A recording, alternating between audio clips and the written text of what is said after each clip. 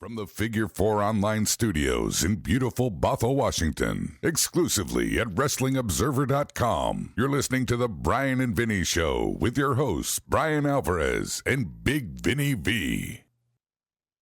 Brian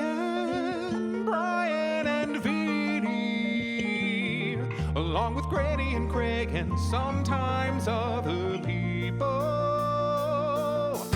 Wrestling, tell me who and what's happening. Hanging between the business and storylines. Sometimes they're riffing as we're watching along. Did you see him killing that bloke on the outside? Tell them that they're paid by a con, and they'll say, Brian and Vinny, along with Grady and Craig and sometimes other people.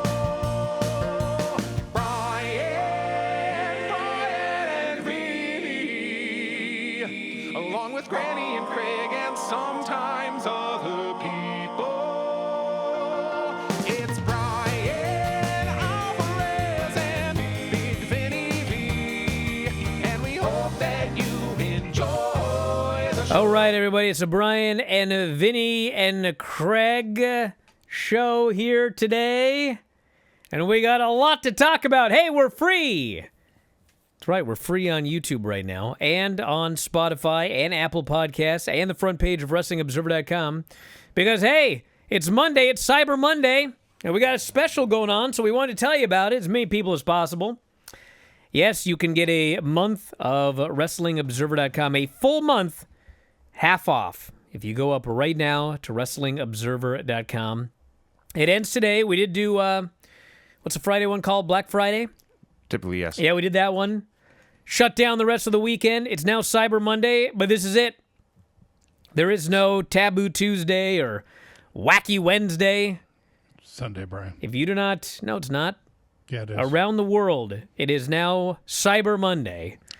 And if you don't sign up today, you can't sign up.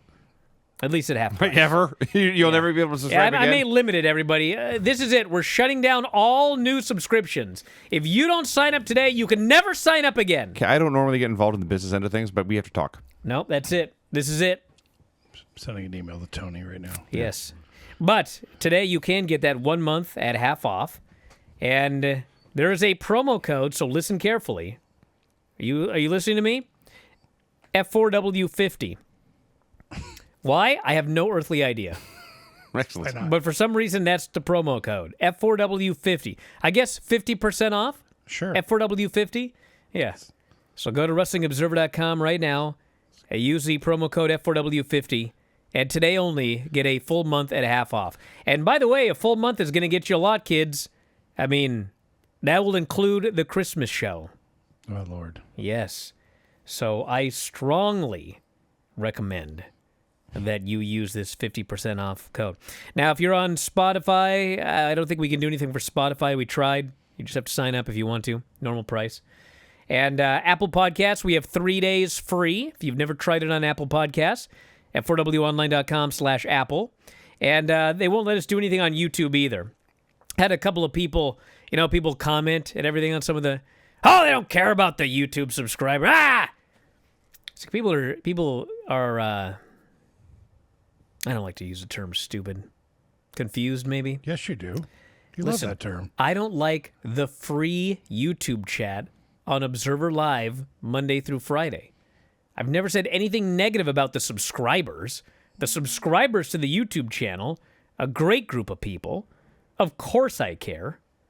But YouTube won't let us do a sale. So what do you want me to do about it? It's out of my hands. But I know that if you go to the YouTube page, video.f4wonline.com, every now and then they'll just offer you something. They'll go like 20% off or whatever. So take advantage of it. But I can't do anything. They don't let me. I can only do Apple Podcasts. I can only do the front page of WrestlingObserver.com. But anyway, give it a shot. It's half off right now. Wrestling Observer Radio, Brian and Vinny Show, Figure 4 Daily with Lance, Filthy 4 Daily with Tom, Adam and Mike. Jim Valley's show. There's like 25 shows or something. Big Vinny V. 80. Yeah, I guess you do a show. Is that right? Sometimes. Yeah. 84 shows a month. 84 shows a month. And you can give it a half off right now. And actually on WrestlingObserver.com, you get the whole library, too. That's about 15,000 shows at last check. 15,000. Half off. My life's work for like $6.49. That's how much it's worth, huh? Apparently. Anyway. Quite the life. Let's get it going, everybody. So we went to Vancouver. Sure did. No, we didn't. Oh, are we going to do this, Craig? Yeah, we are. Okay. Nobody was invited. Oh, okay. Sean and I applied for a media pass. Mm-hmm. They don't like me. Sure. So Sean got approved. Right. Sean asked if I was going. I said, I guess I can get a ticket. So I bought a ticket, and that was it. Okay. I did not invite Rodney. I did not invite Vinny. Okay. But about 2 days before the show, a reader emailed me and he said, man, I hear you bought a ticket. I got an extra. I got 2 extra. And so Vinny and Rodney were here, and I said, I know a guy with 2 extra if you want to go. And so they emailed him, and away they went. This was not a party you were not invited to. Well, it just happens often. Oh, get out of here, Craig. So, Craig, let me ask you a question. Yeah. When you go to, for example, a Pearl Jam Yeah, when was the concert, last time I was invited to Pearl Jam? You don't want to go. I was never invited. are you invited to these concerts, I like Craig? Yellow Lead better. You don't want to go. I know. Brian, you cut me off. Oh, Craig, sorry. Craig, are you invited to these Pearl Jam concerts? Vinny, Do Eddie and Stone call you and say, Craig? I wouldn't be surprised. It's not. I'm half serious, yes, but Vinny, I'm just busting Brian's balls. Okay. Always mine. Always my balls. My balls are getting collateral Why is it damage here. always? Yeah, it's got collateral ball damage. Yes. Well, God. And I don't even want to talk about Rodney. Yeah. Yeah, I don't know either. Rodney won't do the show today. Yeah, show the picture of the mic with no Rodney. Yeah. But I do like the picture of me right in front of the microphone because I do have pillows in my office with my picture on them. Yeah. Don't ask why. Rodney's very upset that I said if there was ever a physical altercation, I'd trust Vinny and Craig before Rodney. Well, I wasn't there, so. I cannot believe how outraged he is. That's not what I was more upset about. Yes, it is. Get over to the mic and tell me the problem then. No, you already know what the damn problem. No, actually, I don't. I thought it was. I said I would have them protect me before you. Oh, you said on Wrestling Observer Live that, Yes. that you can't get me to do anything physical. Oh well, that's. I mean, That's what you said. are you going to jiu-jitsu? I went with the kids to that. Actually, you did go bounce on the trampoline. Thank you so That's much. true. All right, I apologize. I have gotten Rodney to do one thing physical. He jumped on the trampolines at Elevated Sports. And unlike, I'll give you this, Rodney. Unlike Vinny and Craig, you could get out of the pit. I do remember having trouble. Don't with the laugh, pit. Rodney. I had trouble with the pit. Yeah. Vinny, we needed 6 guys to get him out of the pit, It was like quicksand. and that was when he was 40. You're 46. And then you're gonna reveal my. How you gonna just reveal my age on this? Well, no one even knows. No one even knows anything about you because you're hiding. No, I'm not hiding. Would you like to review the show with us? No, I would Brian. not. Brian, Yes, Craig. Would you like to review the show instead of us? Yeah. You want to take my spot here? I'll go sit in the dark I get you a shovel to get out of the hole you're in. in the corner. You're sitting in the other corner. No, you gonna sit in the corner in the dark. Oh my God. Show. Yeah, for free. B.A. Charles says this show's free. As it should be. Rodney did go with us. Yeah, I know. All right, so we're in Yeah. Vancouver, yeah. Hey, I'll put you over again, Rodney. Rodney wasn't the one that took us into that fucking mall. No, that was my idea. Yeah, that was your idea, wasn't it? You want to tell everybody about the mall in Vancouver? So we got there plenty early, and Sean had to get inside for his media response to be there. So we had like 2 hours to kill to look for food, Kill is the operative word. and we walk a block or two from Rogers Arena in downtown Vancouver, Oh, I know where you went. and I say, "Hey, look, International Village Shopping Center. God. Surely there'll be a food option in there, a food court where we can all find a bite to eat." And we step inside. The lower floor is sort of swap meetish. It's not as fancy as it may sound as International Shopping Mall. But I see a sign saying food court upstairs. It wasn't even the food court. It was the what the hell did they call it? It was like the food carnival or the plaza? food carousel or something. It was designed to make it sound fun. Well, I take those stairs up to the second level. The first thing I see is a cat cafe. And I think, oh man, They serve cat? you play with cats and eat food. I see. Okay. I may skip the show. I may skip the show and stay here.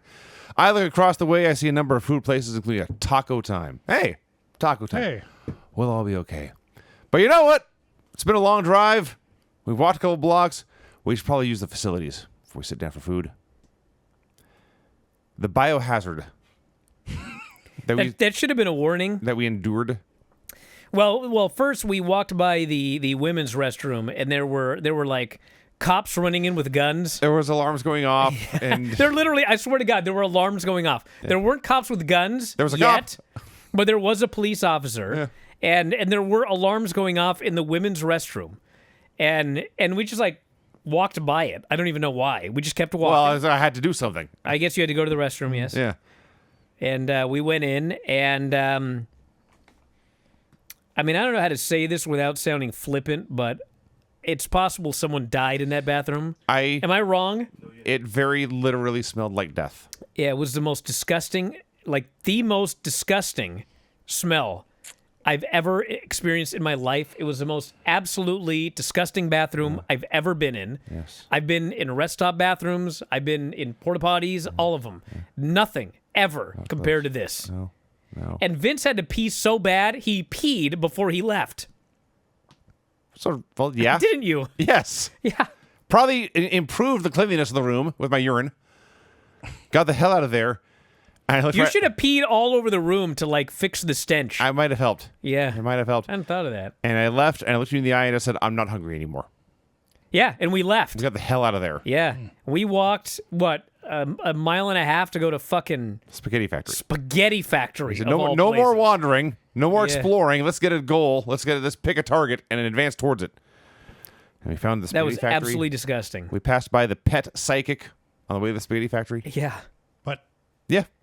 Yeah, you pay money for the psychic to, like, I talk guess. about your pet. Yeah. Or read your pet's paw. Yeah. I don't here's know. It's a palm reader. Here's a premonition. You're going to lose money. Yeah. And so we ate the spaghetti factory. We went back to the arena, and everything there was a grand old time. Well, except the border. The border sucked. Did you go to Sumas, or did you? We just ended up cross the place? going to Sumas because the Sumas wait was 0 minutes. All the Blaine area crossings, 2 hours plus. Yeah. So driving almost an hour east to Sumas, and then We literally drove to the Sumas border, and there was not one single car in line. We drove right up to the empty thing. The lady goes, "Where'd you go?" Sean goes, "Survivor Series at the Rogers Arena." She goes, "Did you bring anything back?" He says, "Tim Tams or whatever. Tim Hortons. Tim Hortons." She goes, "All right, get out of here." Yeah. We left. It was so empty we thought we were at the wrong place. Yeah. This can't be a border crossing. There's no one here. And then using the Google Maps back roads to go south, then west, then south, then west, then south, then west, then south, then west for an hour, we eventually got to Bellingham. And Was then, Abbotsford closed? The Abbotsford truck crossing? I think it's the Abbotsford. I think Abbotsford is across from Sumas, isn't it? It's Abbotsford on the BC side. Yeah. Sean's on the chat right now. Is he? My He's bad. got nothing better to do. No exaggeration. There were 0 cars, he says. That's right. Nice. Okay. That's right. So then we came home, and that was that. What do you do? Well, John in Memphis wants Rodney on the show. Actually, everyone in the chat wants Rodney on the show, but he's refusing. Yeah. Please Rodney's a tell humble John I'm not in the business of giving you what you want, even if others may want it as well. Well, they do. They do. You're disappointing all of the listeners, Rodney, who are listening literally for free right now. He's building demand to. I do like that every time you talk, Jared shows a picture of that microphone with nobody there. Yeah. Like you're a disembodied voice. All right, let's do this. So, one way or another, we all watched Survivor Series, November 30th, 2024. It opened with a women's War Games match. My primary takeaway from this show is something I've observed many times. Too much downtime? Not even that. In the matches, I've said this many times reviewing blood and guts or war games, whatever, but whatever variant you want to call it. 3 minutes is way too long for interval time. Oh, yeah. It needs to be 2 minutes. In fact, 90 seconds may be better. These matches took forever. You think, Vinny, it's only 1 minute. What's the difference? First of all, there's 8 people coming in, so it's 8 minutes total for the time of the match. Second, it drags on and on. And we'll Vinny, get to it was worse than the men's match, frankly. No. As far as There's a big difference here, okay? You could have had 5-second intervals. It was not going to save this women's match with Nia Jackson there. She was absolutely atrocious in this match. And she's had her days. I'll admit it. I've seen a few matches over the last year where I thought, wow, not bad. That was a good Nia Jax match. She had a match with Naomi on SmackDown. I remember it was a legitimately very good match. And man, this was a disaster.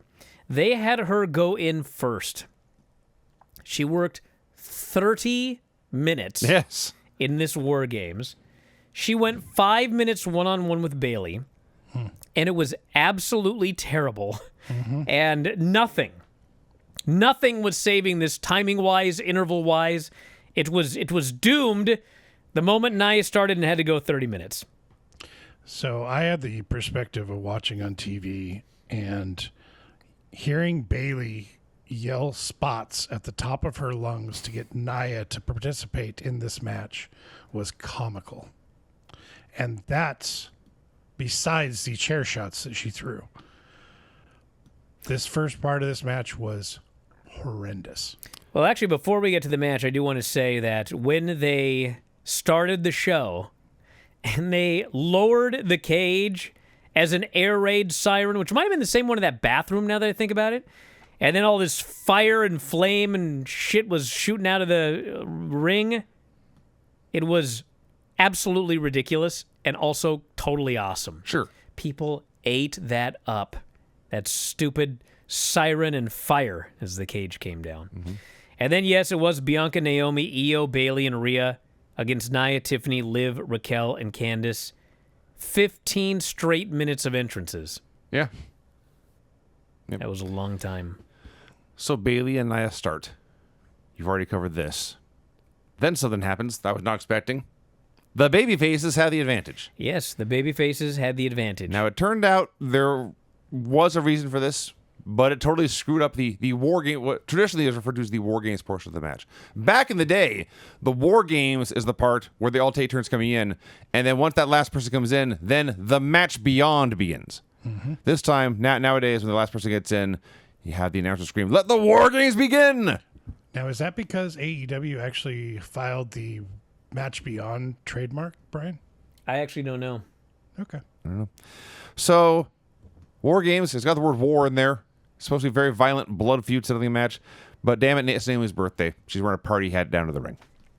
And everyone, pretty much everyone in the entire show, took their good old time getting into that ring, looking for weapons, killing time, not in a hurry to get in, letting their friends die. So, Naomi gets in there, making it 2-on-1 advantage babyfaces. And Nia kills them both for a while. Yeah. These fucking babyfaces in this match. This is one of those matches where I know like hardcore WWE fans are listening to this and they're mad at me, mad at you. But the fact of the matter is, these women should be furious to be put in a position, especially the babyfaces, where they had to look so incompetent. Like, they had the advantage the entire match. And every time it was 2-on-1, 2-on-3, 3-on-4, they got their asses handed to them. They got their asses handed to them when it was a fair fight. They got their asses handed to them when they were in control.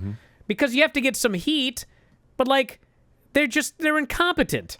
I mean, God. I mean, you wonder why they're chanting happy birthday at Naomi? Because the match sucked. Because you had two baby faces in there against Nia, and Nia's beating both their asses.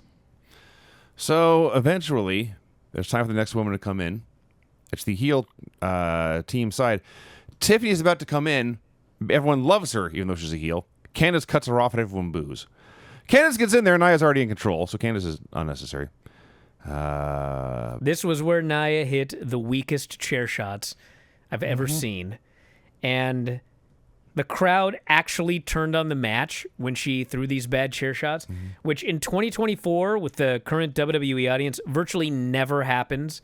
This is the most forgiving, nice audience, and man, they turned on her for those chair shots. They were horrible. Bianca enters. Nothing of note happens. Tiffy is finally next, and as I noticed, she may as well be a babyface.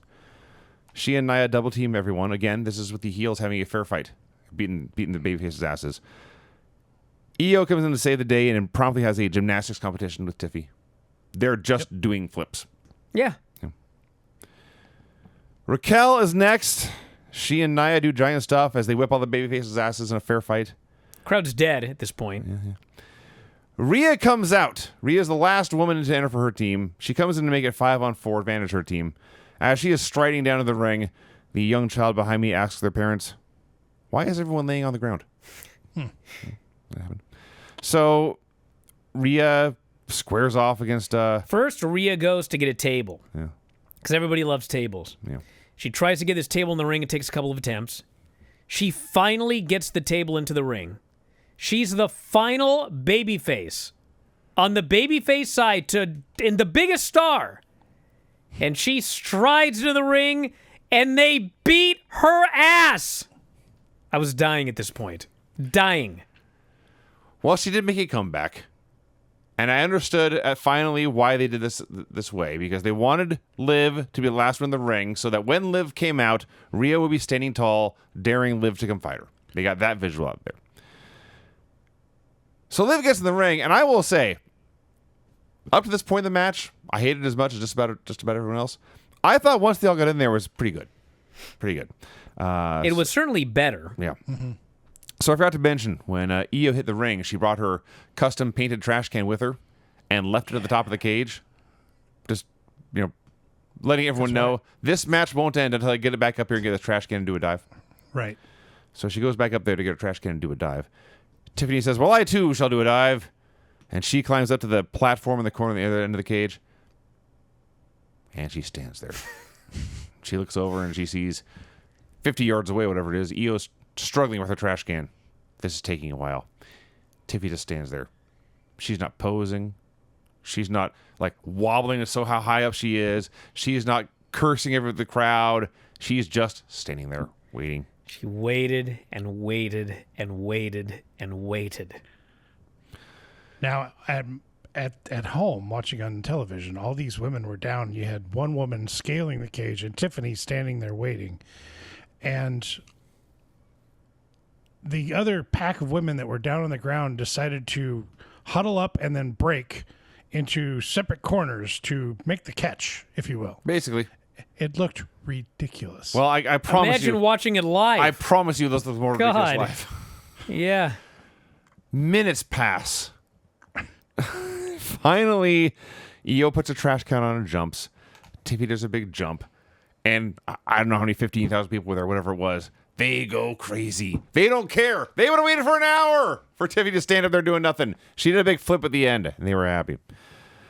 So the big moment is Tiffy, among all the plunder, finds her own briefcase, which she has stashed in case an opportunity presented itself. And then she turns around, and both champions, Nia Jax and whoever the other one is, they're both down. And she's, I think, flustered. She's not sure what to do. And then someone cuts her off. She never did cash in anyway. And in the end, Rhea is fighting with Liv, hits a riptide off the top rope through a table and pins her. Yeah. And This was bad. I enjoyed the second half. I think the last few minutes were all right. People got into the dive with the trash can. They got into the idea of the cash in, which Io prevented, by the way. And the finish, the riptide through the table was a cool little spot. I didn't give it a bad rating. I gave it 2 3/4 because, they worked really hard. And the people that were competent, did some good stuff. But goddamn, Nia, holy smokes. It's just... Yikes. And the psychology was all fucked up because the women had the man advantage or the women's advantage. And it just killed the crowd because the crowd's, watching 3 baby faces unable to beat up 2 heels. How do you get behind people like that? So there were many, many problems with this match. If I were one of the women in the match, I'd have been furious. I'd have been like, I will never do a War Games where the babyface had the advantage again. You can fire me if you want. But it just... And then, you know what? I'd have been mad when the match was over. Like, I'd have gone through the curtain and been kind of pissed off because of that. But after I watched that fucking main event, I'd have been 5 times as mad. Because the main event, the heels had the man advantage. It was so simple. The crowd was into it 50 times more because it made sense. God. So I had plenty of downtime here to go give myself a nice Molson Canadian. Yeah, I left after every match just to walk around, and I mean, I walked around for a long time. Get your steps in. Yeah, I got like 13,000 steps. Yeah. Got back in. Next match hadn't started yet. Yep, that's nothing. Somebody actually sent me the list of how much downtime was in between the matches, and it averaged like 15 minutes in between every single one of those matches. 15 minutes. Yeah. Try and find it. Go ahead. LA Knight versus Darth Nakamura for the United States Championship. So they're doing this match, and it's fine. It's a TV level match, and I'm thinking about how often I've seen LA Knight wrestle this year, and the fact in 2024 he became WWE's Iron Man, and I'm kind of blown away by that. And he doesn't get his finish, but he hits a bunch of other big moves. He's going to get a bunch of near falls, and knowing the way this company books things, I thought, man, he's not going to lose the title here, is he? And they start to fight in between the rings. There's like the diamond plate they can stand on in between the two rings there. And Elliot tries whatever, but they're fighting over a suplex. But Shin reverses it into a reverse DDT onto the diamond plate. I said, oh man, that's a heat spot if ever I've seen one. And he throws Elliot across into the other ring, hits the Kinshasa, and pins him. I was absolutely baffled at this finish. And the funny thing is, this match didn't have like a ton of heat. They were in the LA Knight's entrance and everything like that. But once the match started, it's just like, it was a TV match. They weren't really much into it. And he hits that reverse DDT and the knee to the back. And the fucking crowd went crazy. Like, they were shocked, as I was. And it got a big pop. And then Nakamura was like over as a babyface because they'd actually seen something happen. And I didn't think for 1 second that Nakamura was going to beat LA Knight. And honestly, the reason for it is because I've been watching Nakamura's entire WWE career and how many championship matches and feuds has he had, and he just loses and loses and loses. Remember he was fighting AJ for the world title? And lost like 5 in a row. row. I thought they got to give him the world title at some point. Shinsuke Nakamura. It's like lost. And then, there was like 5 matches. The 5th one is like, this fucking guy's lost 4 times. Like, he's got to be winning here, right? Lost. So I had no faith whatsoever that he was going to beat LA Knight. And then it was over. I was like, God damn, he probably will beat him at Saturday night's main event, get the title back or something. But, yeah, that was quite a shocker. I'm still trying to wrap my head around the fact that they changed his music when he came back and then changed it a day later again. Yes. That's what's weird. Yeah. He's had a lot of music for a guy who's been around. And it's all been pretty good. Sure. But, yeah. A lot of different songs. Braun Breaker versus Sheamus versus Ludwig Kaiser for, was it the Intercontinental title? Yes. This was awesome. Dear Lord above. Wow. They had a very simple story, which is that Braun Breaker and Sheamus just wanted to fight. Just look each other in the eye, line up man to man, and destroy each other with all they could. Ludwig Kaiser was a little weasel playing hit and run, stick and move, throwing off the game. They both were very irritated. At least Sheamus could look at Braun Breaker and say, "This man won't try to surprise me. Won't catch me off guard. I'll know what's coming with him." This Ludwig Kaiser, I can't trust him. So they beat just the holy shiznit out of each other, all 3 of them. and like Braun disappears for a while, and Sheamus is beating up Ludwig, and you think this is the point where if Sheamus is going to win, he's going to pin Ludwig Kaiser. It's felt that way. And he goes to make a cover, and Braun hits one big spear, and Sheamus is stumbling around. He's stumbling around. He's stumbling so long, I expected him to counter whatever's going to come next. And then Braun speared him and pinned him. The most notable thing here was the near fall that they had when Sheamus hit that bro kick on Braun Breaker. And I don't know if it was because Shinsuke beat LA Knight in the previous match, but man, Braun went for that spear, hit a chair lodged in the corner. Sheamus hit that brogue kick, and this fucking place went wild. And he covers the guy, and 17,000 people said, 1, 2, and Ludwig pulls him out of the ring, and this got massive heat. These fans thought that Sheamus was going to win the Intercontinental title, and they were furious when it did not happen. And up until that point in the show, there was no bigger near fall. There was no bigger moment. That was the biggest pop of the entire show, was that near fall after the brogue kick. And then, yes, Braun pinned Sheamus with the spear. Excellent match. Apparently a lot better than I thought at the time, because I gave it 3 3/4 stars, and everybody else way talking more about than it. This was like a 4.5-star match. Maybe it was. Braun was kind of the star of this thing. I mean, he was flying all around, and like even the commentators were like, out of nowhere, and like you didn't see him coming. He did some dive. I think it was off the steps, because he literally came into frame of the picture. He's going to hurt himself, though. Was it 2 weeks ago? Brother, hit if the he didn't corner. kill himself when he hit that corner, it ain't going to happen. My goodness, when he hits something on his own, where he's the one taking his own bump, he's going to knock himself silly. He did it at least a half dozen times in this match. He's a Steiner. He may be indestructible. That's actually fair. It is time for the men's War Games match. No, it's not. You're right. It is time for Gunther and Damian Priest. Skipped ahead.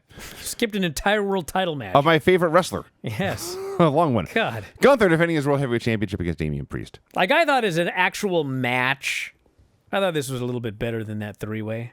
What? But they told a really good story, which is Gunther has no confidence until Damian Priest did a tackle and hurt his own shoulder. Yes. And Gunther all of a sudden was like, His oh my eyes wide God, up. It's my chance. Yes. And he worked over this guy's shoulder. And, like, it was a simple story, but, you know, the fans saw him selling his shoulder, and Priest did a great job selling it, and Gunther goes to work on it, and, like, the people were into these holds. They were doing holds. And, like, the people were into it. My God, his shoulder. And Priest did a great job fighting out of these holds, but then he'd hit a big move in his shoulder. Ah!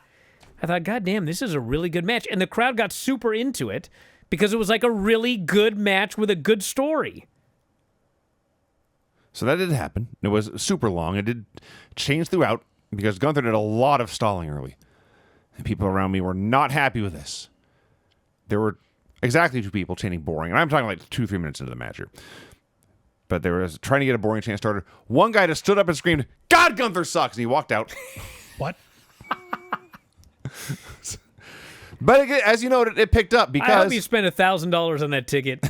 because as you noted, Priest tried like a spine buster or something, but he puts Gunther down and just grabs his shoulder. Gunther didn't do a damn thing. Priest's body failed him, and Gunther stops, and his eyes light up, and he's a different man. He's a whole new Austrian, and he realizes this man's a weakness. I can exploit this. I know what to do. And he starts to tear it apart, and people are totally getting into it. Very long, but very, very, very effective. And Priest starts to make his comeback, and they're doing something or other when Priest is up on the top rope and Gunther trying to suplex him down. And suddenly both guys fall. Gunther falls into the ring, Priest falls into the floor. And I heard you fucked up chants broke out at that point. I'm not sure if that, I think it just, well, it's what they wanted to do, obviously. That was obviously the plan. You had to have It one just guy didn't in the look good. ring and the Yeah. other guy out of the ring. So Finn Balor zooms in out of nowhere, hits the foot stomp off the stairs onto Damian Priest's belly. And as he's standing there gloating, pointing, laughing, he is oblivious to Gunther leaving the other side of the ring, runs up and boots Finn Balor right in the face. Takes him out. We're actually going to get a babyface Gunther at some point. Apparently. Yeah. Yeah. And he tosses Priest into this ring, hits a power bomb, gets this convoluted choke on him, and Priest fights and fights, but he blacks out. Ref stoppage. Gunther wins. Still world champion. Yeah, and I'm thinking at this point, my first thought was that you can do Gunther versus Finn at the Rumble. And I thought about how weird that would be. I thought maybe they'll throw Damian in there and make it a 3-way as well. They may do that. I don't know if there's any of that. I think it was just Finn interfered. He doesn't like a guy interfering in his championship matches, so he had to kill him. And we're doing Priest and Finn Balor. Maybe Finn's going to go after Gunther. I don't know. I mean, Gunther would certainly be the babyface in that scenario, but I guess we'll see. I thought this match was good. I didn't think it was better than the three-way by any means, but the story was good. Priest sold his shoulder pretty much from the second move of the match. He hit a shoulder block, and he was selling his shoulder from the time that by the time he tapped out. But I thought this was like I said, I thought it was good. I didn't think it was better than the three-way match, but hey, that's me. Now then, as I was saying, it's time for the men's War Games match. Bloodline versus New Bloodline. Yeah, it was about 15 minutes in between each match, except this one had about 25. Sure. That's a long time. And some of that 25 was a very wacky video where the wrestlers in the main event identified themselves and made up fake colleges like it was a football game starting lineup introduction. I don't know why. I don't know what this plugged or what sponsorship was tied in. But I did laugh when Jimmy Uso declared himself to be from NYU No Yeet University. I laughed. So Tama Tonga and Jey Uso start. They have a very fun 5 minutes of wrestling. Out comes Big Bronson Reed to make it 2-on-1 advantage heels. And there was heat from the opening, like the very... Well, first off, we got to talk about the entrances. So all of the Bloodline, The New Bloodline. they all came out together. Yes. Because I don't know if we really need a Tonga Loa entrance. I don't see by Tonga himself. Loa really popping the crowd big. Yeah. But I got to say, if we instead of had 25 minutes of downtime, had 10 minutes of downtime, and then in that remaining 10 minutes, I got to actually see Tonga Loa get his own entrance, I'd have been okay with that. But I didn't. So Tama Tonga and Jey Uso start. Jey Uso got the biggest reaction of anyone in the show. He was the most over guy on the entire show, even more than Roman Reigns. I mean, it was crazy. He came out. I mean, I will say, like, when Roman comes out, 17,000 people in the building, at least 15,000 are doing the finger. And then, Jay comes out and he's doing his thingamajigger. There's 17,000 people doing it with him. And they did it for a long time. Yeah. And, like, these people are so into Jey Uso. And so, Jey Uso's the first guy in. So immediately, like, people are into the match. But then they start chanting for everybody there in the cages as well. They're chanting for Sammy. They're chanting for Roman. They're chanting for Punk. So, like, they were into everything. Well. And then Bronson came in. And it was heat. It was 3 minutes of double teaming. And I don't mean like Midnight Express convoluted Young Buck style double team spots. I mean, you hold him, I'll punch him. Let's both stomp him. They double teamed this guy and they beat his ass 2-on-1. Yes. And the fans knew we should chant for his brother. So they chanted for Jimmy because they wanted to see the Usos. Well, I think they chanted for him because he was the one guy left they had not chanted for. Well, he was next. They were right. He comes in the ring. He is in a hurry, by the way. He's not wasting time. Yeah, his brother's getting killed. He hits the ring as hard as he can. And he evens the odds for a while. This is Usi chance. Yes. The Usos are back together. So it is time for the next heel to come in. Tonga Loa takes a step forward. Solo blocks him. Sends Jacob Fatu instead. Fatu hits this ring. What an awesome showing this guy had tonight. Kills both Usos by himself. Looks great in the process. Just destroys everyone. It's time for the babyfaces to even the odds. The siren goes off. Punk takes a step forward. Now Roman blocks him. He's Bloodline, the tribal chiefs calling the shots here. Sami Zayn is very reluctantly sent out instead. Sami runs wild a bit. Sami and Jimmy reunite, do their very complicated high-fiving sequence. But it was not to be. The heels are already winning when Tonga Loa does actually come out. So he stops to get a table. Now, Brian, you mentioned the crowd was chanting for everyone. But they didn't chant for Tonga Loa. Well, no, they didn't chant for Tonga Loa, but no. None of these wrestlers, not CM Punk or Jey Uso or Roman Reigns, no one got more or louder chants than JT Miller. It's true. The hockey player. Yes, they were chanting for him. For minutes on end. For a long, long time. Well, it's Tonga Loa getting a fucking table. Yeah. Which actually I couldn't believe they had a baby face. They didn't have a baby face to it. Yeah. Because that always gets a pop. Yeah. But quick note that Tonga Loa, like if you watch this match, he could not use his left arm at all. It was just hanging by his side. Like he used his other arm for everything. And I mean, I've been asking all day, and no one has any information on him being hurt. But, like, I watched it. Like, I don't know what the fuck's going on. He looked like he tore his rotator cuff, couldn't lift his arm up. I mean, it was crazy. He did the whole match like that. And people are telling me the guy's fine. So, I don't know. I guess we'll find out, but I think he's hurt. So the only two baby faces left in their cage now are CM Punk and Roman Reigns. And there was a shot here. They didn't show a lot of the action on this on the big screen. Some they did, but there's a shot I saw later when I got home, was checking reviews, of CM Punk on one side of the cage, arms crossed, sulking. Roman Reigns, the other side of the cage, arms crossed, sulking. Neither looking at each other. It's the two pretty girls at the party. Can't be friends. Laughed my ass off of that. So the siren goes off. Roman says, I shall be the next one in. He slowly begins to power stride out the door. Well, maybe if he didn't walk so fucking slow, brother. Yep. God. Punk blew him up. Punk got bored waiting for him. So Punk hits the stairs, and he looks in and sees the heels are waiting for him. He looks back at Roman. They did a very, very brief tease that Punk might even walk out of the match, but he just walked out and grabbed a toolbox, which he used as a weapon, only slightly more effective than Nia Jax used her chair. With a callback to the toolbox he hit Drew with from the last show. Because that's true. But eventually he is overwhelmed by Jacob Fatu, of course. And so the new bloodline already has the edge when Solo was the last man in for that team. They slam everyone's door in the cage over and over again. They slammed their door in the cage? They slammed their Head in the cage. Head in the door of the cage. Yes. Yeah. I was distracted by the people chanting for JT Miller. Still more over than all these wrestlers. Fatu hits his moonsault. Tell me a hockey player's more over than Solo Sikoa? In Vancouver, yes. Huh. Yeah. Interesting. Yes, and CM Punk, by the way.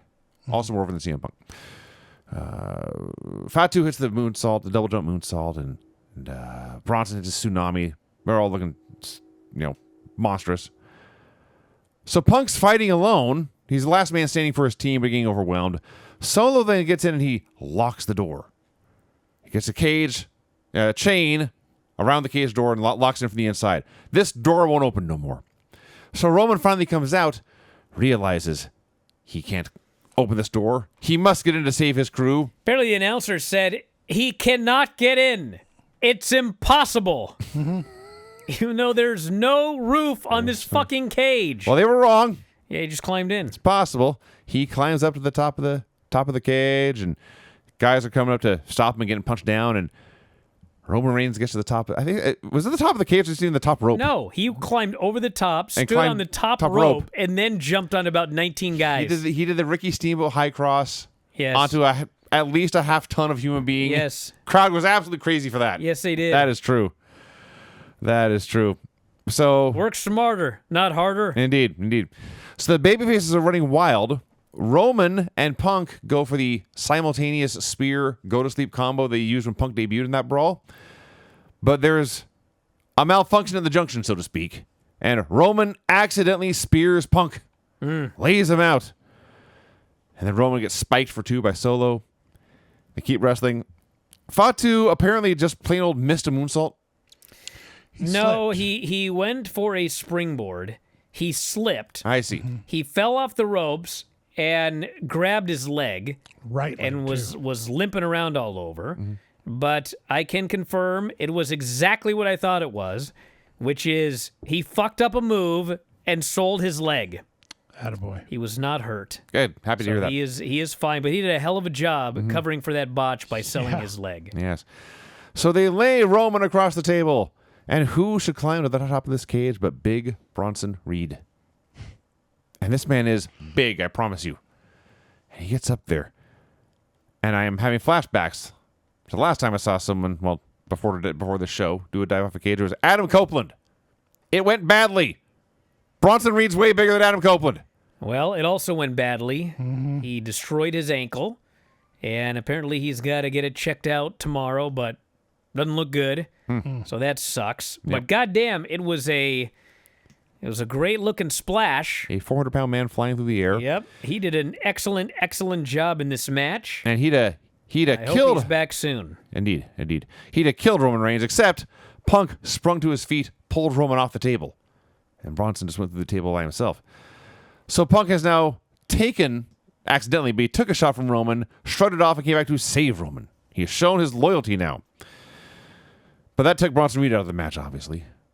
Fatu is still out there running wild on one leg. Worked injury or not, he's still on the leg until he takes the 1D. And then they lay him across the table. And Jimmy Uso goes up for a cage dive. And I'm thinking to myself, we just saw Bronson Reed do a cage dive. No one's going to care about Jimmy Uso doing the same thing. I was wrong.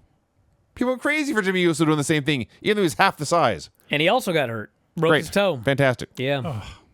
So he cage dives Jacob. That's him out of the match. So everyone's down and out, taken out. Solo Sikoa stumbles to his feet, realizes he is surrounded. There's now 1-on-5 advantage, all of them.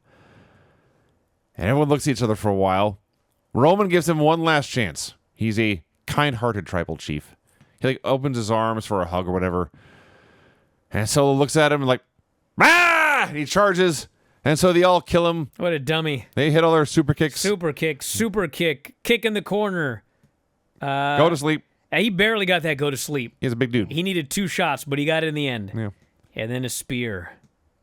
And pinned him. So the original Bloodline wins. They're all happy. Punk is he shakes all their hands. Roman last. They're on the same page. And then he leaves alone. And there was a point here where they were very early when Roman came in, where they were not getting along, and Paul Heyman came out to plead with them to fight together. And in the end, they did. And Punk left on his own first and then came back and posed with the crew for the big group photo.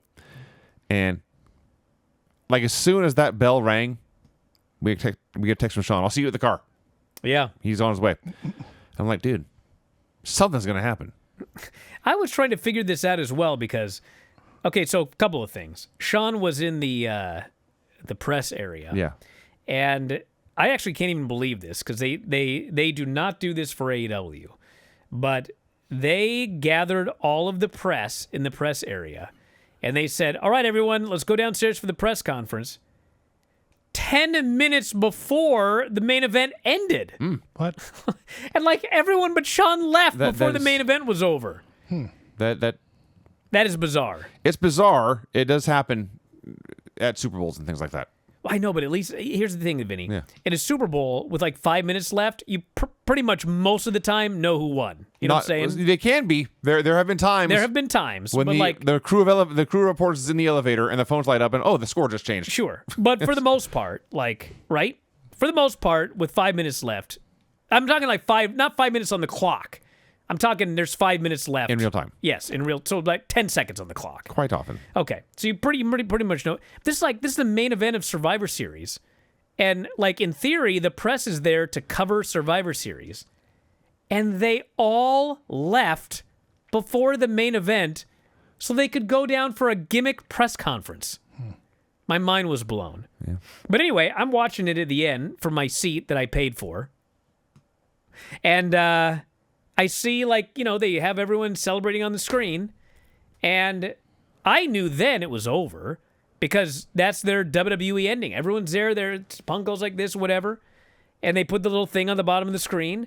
And I said, I'm going to give it 5 seconds. Waited 5 seconds. Nope, it's over. And I left, which is interesting because none of the fans left. As I was leaving, when the show was, I thought, clearly over, everybody was still there watching them celebrate. So you figured there had to be more. I was fully expecting the music to hit and Rock to come out and do something. Like he did 2 or 3 shows ago. All he did was come out and lift his eyebrow. His random nothing happening return that led to I nothing. thought there would be another one, yes. Yeah, But no. didn't happen. Nope, they just left. And so, if you watch the show, you would think this bloodline thing, that's been going on for years. Years. You would think this is the blow off and it's done. Yep. I'm sure it's not, but that's how it felt. Well, Dave and I argued yesterday. He's trying to tell me that people are going to care about Roman and Solo for the Ulafala. Why? I can't fathom that. I can't fathom it.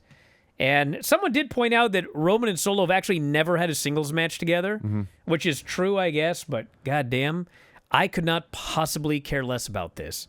Solo has been beaten time after time after time by Cody.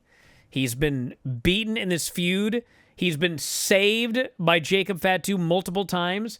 He got beaten here in the main event, and all the babyfaces celebrated.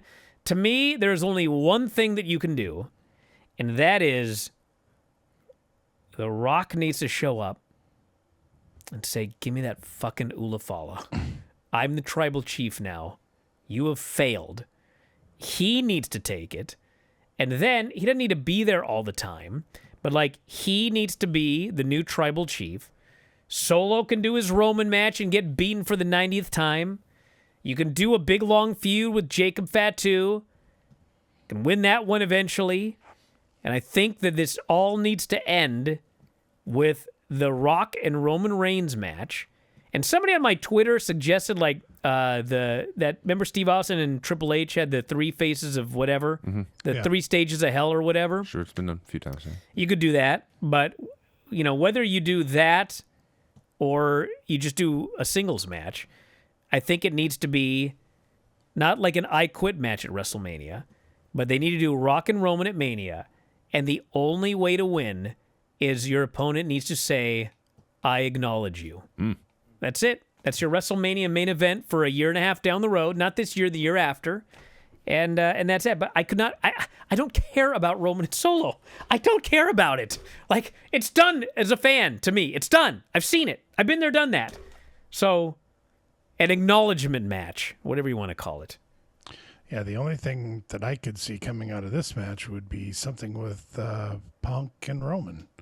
That was the only... They do Punk and Roman at Mania this year. Sure. And then Roman gets back on track, having to take out Jacob Fatu or whatever. Right. And then next year's Mania, that's your acknowledgement match. Yeah, I'd like to see Jacob and Roman hook it up too.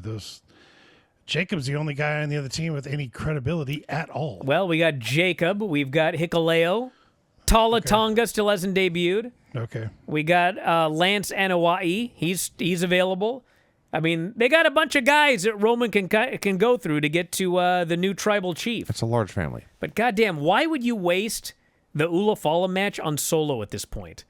Put that thing on The Rock, and that's your big blow-off at the end. That's what I think. But I had a fun time at the show. It's fun. Know what I'm saying? Thumbs up. Yeah. Easy thumbs up. Too much show. downtime, but it was fun. Easy thumbs up show. Yeah. And you know what? I bought a better seat than Sean had in the press area, so I'm not upset about it. When I looked up at that press area, like looked up. It's a hockey building. The press guys are way, way up in the sky, man. Yeah. But he got better food. Which he didn't eat, though. I'm sure he ate. He said he ate a banana. That's it? He said he saw people getting salmon and stuff, but didn't know if they were allowed. So he didn't partake. Wow. He said he had access to cookies. I had a big thing of popcorn there. I had a beer. And a Haagen-Dazs chocolate and almond bar. Yeah. I think that's it. I had Thanksgiving leftovers and made into quiche. Quiche is delicious. Yep. Yeah. Well, there's more. I can't imagine. I imagine a bunch of people want to hear that review and don't care about what we talk about next. But we did watch more wrestling. Boy, did we. Yeah, we watched Collision. And Rampage. I didn't watch Rampage. I didn't watch Rampage. I wasn't told to. You know what was kind of cool about Collision? Usually my complaint about AEW is this is a really great match, but why is this match happening? And there were some really great matches on this show, and the reason they were happening is because there's a tournament. Yes. Well, that is true. But there's also, and you know what's funny about this tournament is I was watching that opening match with Will Ospreay. Mm-hmm. In the opening match on Collision. He's pretty good. Will Ospreay and Juice Robinson. And I was watching that match, and then I think I was also watching The Beast. Well, they like The Beast more, too, so I can't say that. So I'm watching Will Ospreay and Juice Robinson. And this crowd is impossibly dead for portions of this match. Absolutely, completely, utterly dead silent as they're doing spots. And it was amazing to me because, listen, I get it if this is just a random match on the show, because there's like no chance in hell Juice Robinson is beating Will Ospreay. But the funny thing is, this is the Continental Classic, and because of that, there are going to be weird outcomes. because you have to have the right people getting the right number of points. And in order to do that, sometimes a Juice Robinson needs to beat. So every single one of these matches in the Continental Classic, there can be an upset. And there will be some. But man, these fans did not believe for one split second that Juice Robinson was going to beat Will Ospreay. They didn't believe he would. They didn't particularly want to boo either guy. They're both baby faces. But they're doing this match, and as you noted, it's a good TV match in a vacuum. It may have happened in a vacuum, now I think about it, based on the crowd reaction. And they went like 15 minutes, and Juice tried a cradle. Will kicked out of one, turned the kick out into a Styles Clash. That only got two. Moved right into the Hidden Blade and got the win. It was a good TV match, but I thought, my God. Will Ospreay had such an aura when he showed up here. It's gone now. He's an AEW wrestler. One of thousands. There feels like nothing special about this guy right now at all. I wouldn't say that. He's a very special wrestler, but he does not feel like a bigger star than a lot of other people on the roster because of the way that he has been booked. Mm-hmm. An opening Collision against Juice Robinson, I don't know, man. I will say this. I think Juice Robinson had one of his best singles matches he's ever had. Yeah, with Will Ospreay. Yeah, I know, right? Yeah. Shocking. Yeah. So this completes the first round of Gold League matches. The current standings are Claudio, Ospreay, and Brody, all tied at the top with 3 points apiece. And Darby Allin, Ricochet, and Juice Robinson all with 0 points apiece through round one there. Mariah May wants to do she says she wants to do an interview at the photo shoot set. It's really just a promo. No one's there to interview her. Why did I break up with Mina? It's not because I watched her bounce around Japan with a ghost of my past, she says. What? Tony Storm she's referencing. Yeah. It's not saying her name. But this is the closest than ever. In fact, we haven't broken up. In fact, we have not broken up at all. We are closer than ever. She said she wanted to be world champion, so how could I not give her a chance? That's not true. That's a lie by Mariah May. They are broken up. Did Mariah have a black eye, or was Yeah. She had a black eye. Had She it got for a on while now. Last week. I don't know which match she got it in, but she's had it for a couple of shows. One of the weekend shows last week. I see. Yeah. So that's the main event of Winter is Coming, which is 2 weeks. I guess a week and a half. That's the main event? I assume it's the one thing booked for Winter is Coming they've announced so far. Maybe they'll book something else, but I hope so. they have announced that match for Winter is Coming December 11th. MXM Collection and Johnny TV, or as I like to call them, MXMTV. Out of all the things for this crowd to pop for, Fuck, it was Private Party and Mystico versus the MXM Collection and Johnny TV. When Mystico came out to team with Private Party against these guys, I shouted, "What? Are you serious?" I had heard about this, and when it actually was happening, it's like one of those things that you know is true, but you still can't believe it. Yes. And I was so disappointed. I was devastated when Mystico and Mason did nothing together. There was one spot where Mystico dove on him, and I think there was one spot where they like grabbed his leg or something, but they did no spots together. To me, it's like, listen, if you're gonna fucking put this match together, god damn it, I want Mystico, I want him to do some spots with Mason Madden. Why the fuck else would you put this match together? They didn't give it to me. No. I was very disappointed. They got the heat on Quen. Hot tag to Zay. Then Mystico ran wild, and then the heel did some stuff for a bit. And eventually, Private Party pinned Johnny TV with a gin and juice. Yeah. And it ended. And going back to what Craig said when he opened the show, I asked myself, why did I even watch that? Because it was bizarre. It was bizarre. It was absolutely bizarre. It was not bad. It was not good. It was certainly bizarre. It happened. It was on television. Renee interviews Anna Jay. She can no longer challenge Mariah May because Mariah beat her for a title match. She got a big win, we are told, over Deonna Purrazzo at Full Gear. And she can't challenge for that title. There are other titles she can target. She declares, "This is one fat ass that cannot be kicked." Yeah. That's her catchphrase. Apparently now. I am a bad ass with a fat ass. right? That's her catchphrase. Apparently, yeah. They had it on a shirt for a while.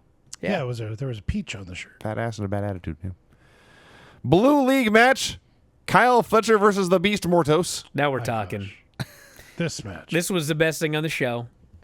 The people love the Beast. Yeah. They absolutely love him. So they hated Kyle Fletcher. The match had very good heat because of Beast and Kyle. I mean, this was worth the price of admission, which quite frankly was $0, but still, I enjoyed this immensely. Yes. My favorite part was Kyle last rides this Beast, which is a feat. Yeah. This is a big guy. Okay. Sometimes you see these luchadors, and they look really big, but then you see them wrestling non-luchadors. You realize that guy's not big at all. He's like Penta's a good example. If you see Penta, in a vacuum with Mystico, he's a big jacked up, guy, but he's not that big. No. But goddamn, they put the Beast in with Kyle Fletcher, who was a legitimately really big guy. And Beast did not look small. No. And Kyle giving him the last ride was, in fact, a very impressive feat. Yes. But Beast comes back, flies off the top rope with a diving crucifix bomb, gets a big lariat for 2. Place is going nuts at this point. Yeah, it's a Beast. But the ref counts 2 and Fletcher kicks out. And Don Callis sternly says, "This is upsetting." But he stays at the desk. Fletcher makes his final comeback. It's the running corner kick, and he sheer drop brainbuster for the win. Kyle Fletcher has slain the Beast Mordos, or at least out-wrestled him. Yes, he did. That was good. It's fantastic. Lexi wants to talk about the Dynamite Dozen Battle Royal when she's interrupted by the Kingdom and Kyle O'Reilly, who are all bickering with each other. I think they're trying to recruit him. They ask him for his respect. He says, "I respect you plenty." He walks away, and they're all confused. Whatever. We see Takeshita being Ricochet at Full Gear, and then Callis and Takeshita cut a promo. They don't really say much. 2025 will be the year of Takeshita and the Dalton family. I don't know the last time I saw a match where I was such a fan of one team, in this case, and hated the other team so much. The Outrunners versus the Iron Savages. I was so happy when the Outrunners came out. I was so angry when I saw the Iron Savages. The VHS effects for the Outrunners entrance is brilliant. The screen goes yellow. There's scratch lines everywhere. That's awesome. Did you adjust your tracking? Yep. So the match was short and bad. The fat, clumsy guy, whose gimmick is that he's fat and clumsy, tried something, but he was too fat and clumsy to do it. Oh. He hot tagged Turbo, or Truth hot tagged Turbo. Turbo body slams the less fat guy. Can't get the fat one up. The fat one double goozes the Outrunners. They fight out. Turbo finally slams the big fat guy. They hit the son of a bitch elbow. They nearly botch their own finish, and they win. Because the guy didn't go up. This is a disaster. Yeah, here's the thing. When the Outrunners started to get super over, what did I say? Put the tag titles on them. Mm-hmm. They're over. And if they end up not being over, take the tag titles off them. It doesn't matter. But when something's getting over, capitalize on it. They did not. They did not put the tag titles on the Outrunners. And I am not saying that we are now at the point where the Outrunners are not over, but a couple of months ago, this match would have been over. The Outrunners and the Iron Savages. It is now to the point where they like the Outrunners entrance, but not enough anymore. Seeing him with the Iron Savages, they did not care. So they need to get back on track, and I don't know. Yeah, I think we've passed the peak here, unfortunately. Yep. The new car smell has wore off. Yep. Feels that way with Ospreay. Feels that way with the Outrunners. It's a thing. I am very excited that they are coming to Defy next. This month. At the end of this month, they are coming to Defy to wrestle the Midnight Heat. Yes. Which should be fantastic. Another 80s tribute act. Yep. Someday they will get FTR in there for the three-way. But FTR did come out here to party with the Outrunners, signaling, we're going to turn on you guys when the time is right. Yep. Lexi interviews Max Caster. Not Matt. Max Caster. He says Swerve's been acting crazy. He assaulted me. He tore my jacket. I could sue that guy, but that's not real rap. I just wanted to point out, even I understood that reference. So Swerve, you gold-toothed bitch. I want you Wednesday at Dynamite. And Lexi asks about Bowens and Billy Gunn. He says, I haven't talked to those guys since the pay-per-view. Bowens was pissed after he lost that match, Caster says. I'm sure they'll have my back at Dynamite. It's a weird guy. He is a weird dude. There's no doubt about that. Yeah. Hangman Page versus Wheeler Yuta. So bizarre to see an actual match with 2 stars in the mid-card of Collision. It's like one of those matches where I'm like, wait a second, Hangman is facing Wheeler Yuta in the middle of the afternoon on Collision. And there's probably going to be a winner. And there was. There was. And I enjoyed the match and all, but it like caught me off guard because they do this so rarely. Usually Hangman would just be facing some rando, beat him, do an angle with Wheeler. They actually did the match here. They did the match. Hangman is selling his leg, making his comeback. He is distracted when Pac and Claudio and Marina and Moxley all appear in the crowd. But he gives it his all. The match continues, and he kicks out of the seatbelt, hits the Deadeye, gets the win. The Death Riders are disappointed, but they don't take any further action. They just stay in the crowd. So Hangman is not satisfied. He goes back to beat Wheeler, trying to bait Moxley into the ring. That doesn't work. He's surprised, Hangman is. These guys will let Wheeler die. He goes to Pillmanize Wheeler's neck. Death Rider still won't lift a finger. Jay White comes out to make the save instead. And when I say make the save, I mean hit Wheeler Yuta with his finishing move. So everyone just hates everyone. I'm tired of trying to figure out all this shit out of who's on whose side, who's saving who, who's friends with who. I'm tired. I'm worn out. We know what we need. Remember when we were reviewing Superstars episodes? And they would bring in usually a new babyface, but sometimes someone would be there. And he'd just get like a 2-minute promo to put himself over, thank the fans, whatever, and just say, call out any 3 heels. And they'd say, like, I don't care if it's Skinner. I don't care if it's IRS. I'll take on anybody. Or if they heel, you say, I don't care if it's Bret Hart. I don't care if it's Razor Ramon. I'll fight anyone. I need all the people on AEW shows to come out, call out 3 other wrestlers, and then I can draw lines and figure out who is on which side now. It's too much for my tiny little brain to handle. I'm just confused as whether Moxley likes Wheeler or not. I'm very confused by that. Moxley likes Wheeler, but not enough to like care. That doesn't. That's He likes the kid, but like, fuck, you know? Should have beat the guy. Tough love. Sure. It's tough love. Thunder Rosa promo. She's going to beat Harley Graham on Rampage tonight. Then she's going to watch Mariah and Mina. Wants us all to know that she's a former world champion. She has a win over Mariah May. Winter is coming, but La Mera never left.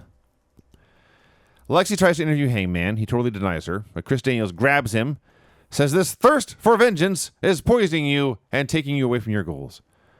And not really. I'm not sure what he's got vengeance against Wheeler Yuta for. He beat him up, pinned him, and then was trying to bait Mox into the ring. That's his goal. This was such WWE verbiage. Yeah. Ugh. The last thing I need, Hangman says, is advice from an old man like you. Mina Shirakawa versus Layla Gray. You'll never guess. They went 50-50. No, they didn't. I was short. I didn't watch it. Right. It's a long story. Okay. I made it all It the way doesn't through matter. when I You know finished what? reviewing. It don't Did matter. they really go 50-50? It was like 4 minutes, but it was God. 2 minutes apiece. Yeah. Mina won, at least. The glamorous driver, which is basically a... I thought you were quite fond of Miss Shirakawa, Brian. I am, but I didn't finish the show. It's a long I see. story. Okay. I did not watch it on purpose. Lexi interviews Willow Nightingale. Always a great promo. Yep. She wants to represent AEW at the Tokyo Dome, so she needs to win these qualifiers matches they got. She has defended the AEW title in Japan and won the New Japan Strong title. She's an international star. Orange should be AEW champion. Ishii should be Ring of Honor champion.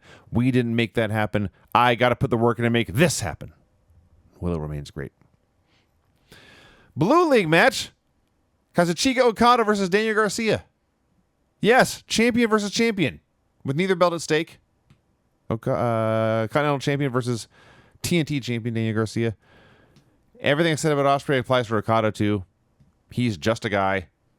And there's a point in this match where, and they build it up like he always does. He busts out the dropkick. Nobody cared. Nobody cared. The money clip, no more over in AEW than it was in New Japan. We can confirm that now. The crowd is lively here and there, but often took long naps. And Okada fakes a shoulder injury, and as they're summoning the doctor, he uses that as a distraction to use a chair and hit a DDT in the floor. He's very happy about that.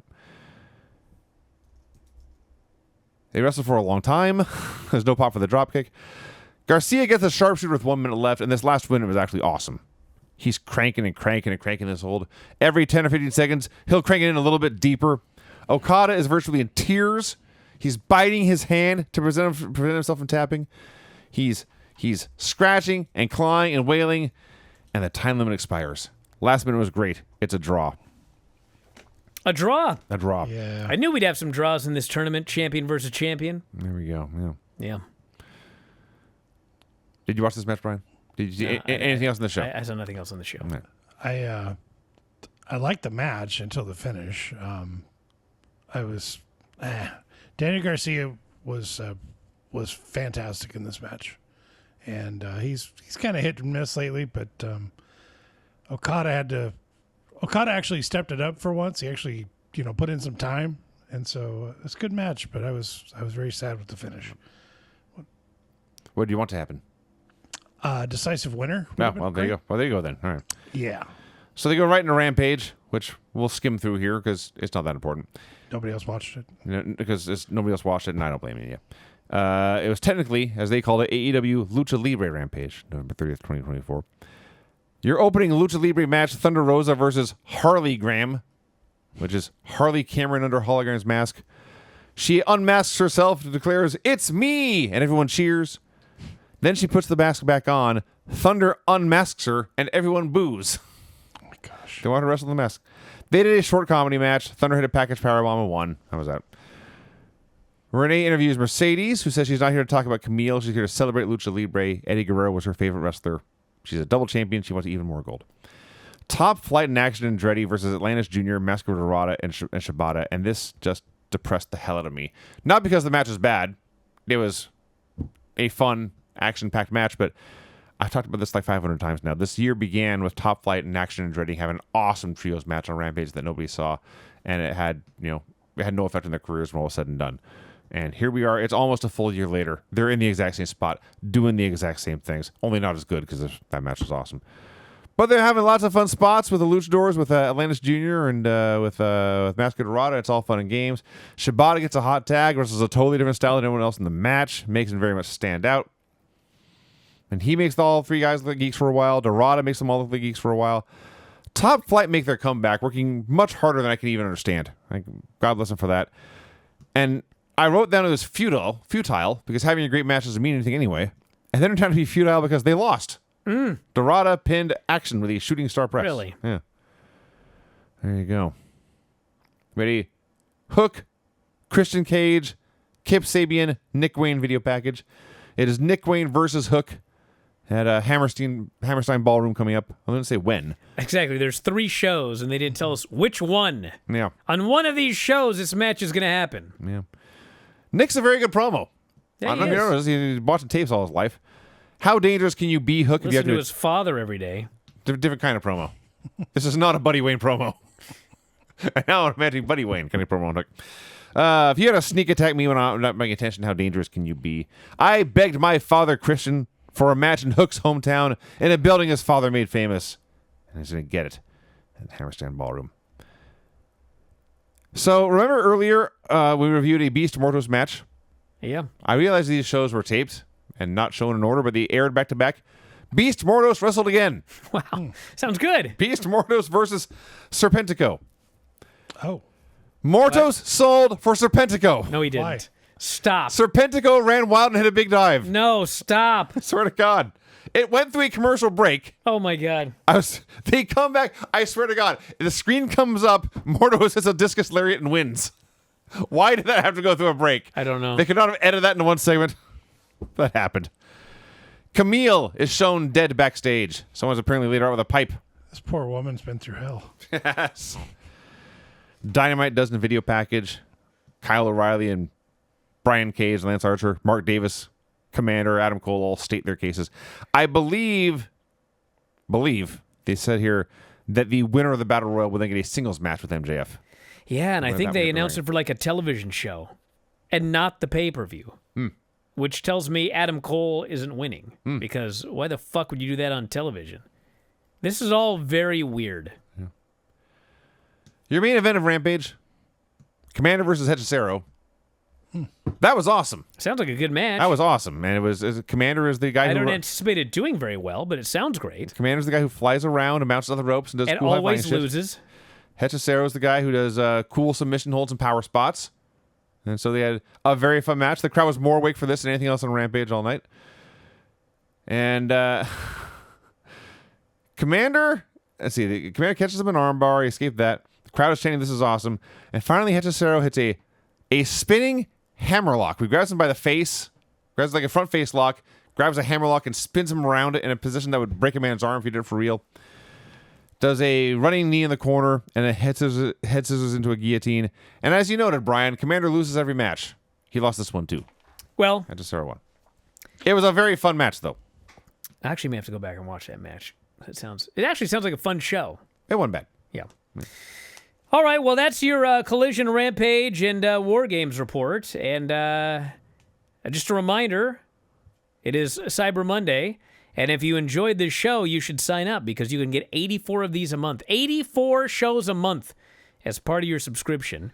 And you also get the Observer newsletters, the Observer archives, Figure 4 archives, the board, the members-only area at WrestlingObserver.com.